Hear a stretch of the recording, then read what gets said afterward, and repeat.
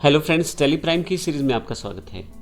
पिछले सेशन में हमने देखा किस प्रकार से हमने एक उधार परचेज वाली एंट्री की ट्रांजैक्शन की थी। इस सेशन में बात करते हैं किस प्रकार से अगर हम कोई परचेज कैश करते हैं तो उसको किस प्रकार से टेली प्राइम में रिकॉर्ड करेंगे। तो नेक्स्ट जो हमारी एंट्री है सेम डेट को है, 1/4 को है। हमने 8,000 रुपये की परचेज की है, लेकिन ये परचेज कैश है। तो आइए देखते हैं इस एंट्री को किस प्रकार से हम टेली प्राइम में करेंगे। तो जैसे मैंने पहले बताया था कि लास्ट वाउचर जो हमने यूज़ किया होता है वो पहले से ही ओपन हो जाता है। इसके साथ साथ यदि आप देखेंगे तो यहाँ ऑटो नंबरिंग ऑन है। परचेज़ के बाद यहाँ पे नंबर 3 वाउचर है, तो मेरा ये तीसरा वाउचर एंटर करने वाला है।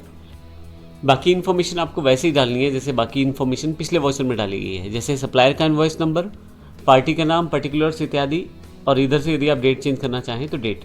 लेकिन अभी मेरा जो वाउचर है सेम डेट पे है, और लेकिन एक फ़र्क ये है कि इस बार कैश परचेज़ है।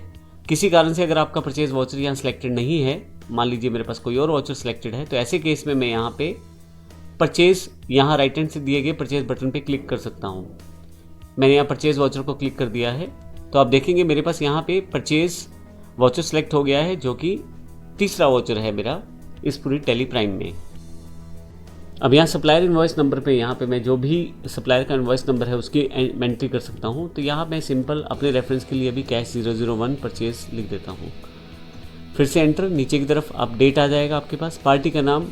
अब यहाँ पे आपके पास जो अकाउंट है वो कैश है, क्योंकि मैंने यहाँ कैश परचेज़ किया है।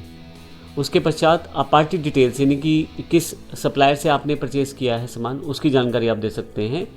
तो यहाँ मैं ले लेता हूँ नाम क्राउन कंपनी, और इसके अलावा बेसिक डिटेल आप देखें नई पार्टी खुद ही सिलेक्ट की है इसने, और मेलिंग नेम, एड्रेस इत्यादि अगर आप इन्फॉर्मेशन देना चाहें तो वो, और स्टेट अगर आप फर्दर इन्फॉर्मेशन देना चाहते हैं वो। फाइनली आपके पास यहाँ पे फिर से एंट्री अवेलेबल है। यहाँ से मैं परचेज़ की एंट्री करना चाहता हूँ, क्योंकि ये भी लोकल परचेज़ है। तो यहाँ जो अमाउंट है वो मैं डालना चाहूँगा। यहाँ से मेरी गुड्स की वैल्यू 8,000 रुपये है जो मैंने परचेज़ की हैं, तो यहाँ 8,000 रुपये एंटर कर देता हूँ। यहाँ से मैं मेरे गुड्स की वैल्यू 8,000 रुपये है, तो यहाँ 8,000 एंटर कर देता हूँ।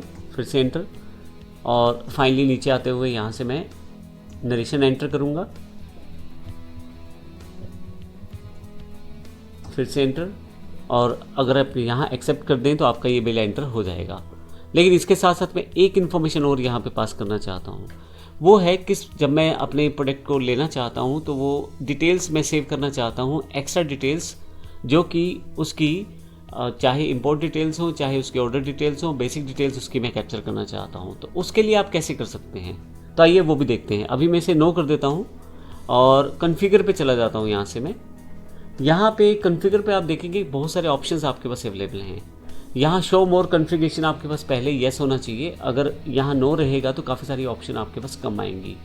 तो यहाँ पे मैं शो मोर कॉन्फ़िगरेशन में यहाँ पे येस कर देता हूँ, ताकि मेरे पास सारे ऑप्शन यहाँ दिखाई दें। इसके बाद मेरे पास जो नीचे की तरफ एक ऑप्शन है, यहाँ से provide receipt, order and import details. अगर मैं इसे येस कर देता हूँ तो मैं यहाँ पे ऑर्डर डिटेल्स या इंपोर्ट डिटेल्स की इन्फॉर्मेशन को सेव कर सकता हूँ एंट्री करते हुए। तो यहाँ पे आके मैं इसे येस कर देता हूँ, और ऑर्डर डिटेल्स एक्सेप्ट करना चाहते हैं तो वो, और अगर इंपोर्ट डिटेल्स हैं तो उसके लिए भी येस कर सकते हैं। यहाँ पे मैं केवल ऑर्डर डिटेल्स के लिए येस करता हूँ, आपको डिफरेंस क्लियर हो जाएगा। मैं एंटर करते करते नीचे आता हूँ और फाइनली मैं इसे सेट कर देता हूँ। बाकी सारी एंट्री सेम होने वाली है। मैं नीचे एंटर करते हुए आ रहा हूँ। यहाँ से आप देखेंगे, यहाँ पर रिसीप्ट डिटेल्स इन्फॉर्मेशन है आपके पास। अब किस तरह से अपना जो माल प्राप्त करना चाहते हैं, और अगर आपने रिसीप्ट नोट आपको कोई प्राप्त हुआ है तो उसकी इन्फॉर्मेशन आप यहाँ फिल कर दें।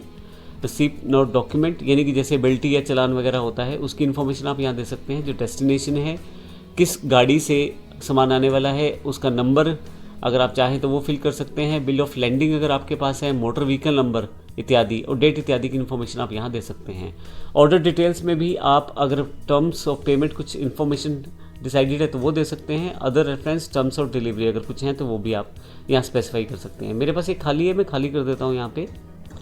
तो आप देखेंगे बाकी एंट्री सारी सेम है, केवल उस इन्फॉर्मेशन को अलग से टैली द्वारा पूछा गया है, और वो आपकी इस पर्टिकुलर एंट्री के साथ सेव हो जाएगी।